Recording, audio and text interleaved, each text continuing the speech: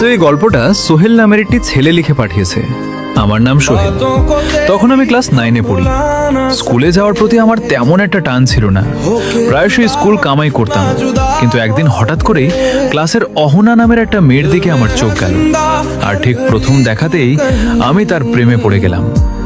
সামনাসামনি গিয়ে নিজের মনের কথা বলার মতো সাহস তখন আমার ছিল না, তাই অনেক ভেবেচিন্তে আমার একটা বন্ধুকে মাধ্যম বানিয়ে অহনার কাছে আমার ভালো লাগার বার্তা পাঠালাম। ভাগ্য ভালো ছিল, কারণ এরপর থেকে আস্তে আস্তে আমাদের দুজনের মধ্যে কথাবার্তা শুরু হলো। আমাদের গ্রাম থেকে ওদের গ্রামটা কিছুটা দূরে ছিল, তাও আমাদের যোগাযোগের মাঝে দূরত্ব কখনো বাধা হয়ে দাঁড়ায়নি। দেখতে দেখতে একটা বছর কেটে গেল এবং আমরা ক্লাস 10-এ উঠলাম।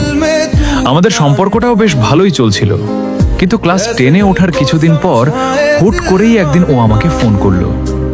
ফোনের ওপাশ থেকে ও অত্যন্ত মন খারাপ করে বলল, আমার মা আমাদের সব কথা জেনে গেছে, আমার পক্ষে এই সম্পর্কটা আর রাখা সম্ভব নয়।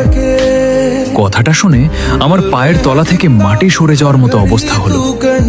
আমি ওকে অনেক বোঝালাম, অনেক অনুনয় বিনয় করলাম, এমনকি কেঁদেও ফেললাম, কিন্তু ও নিজের সিদ্ধান্তে অটল রইল, আমার কোনো কথাই শুনল না।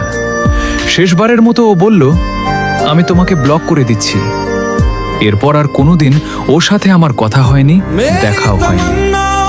এভাবেই খুব হুট করে কোনো কিছু বুঝে ওঠার আগেই আমার প্রথম প্রেমটা চিরকালের মতো শেষ হয়ে গেল।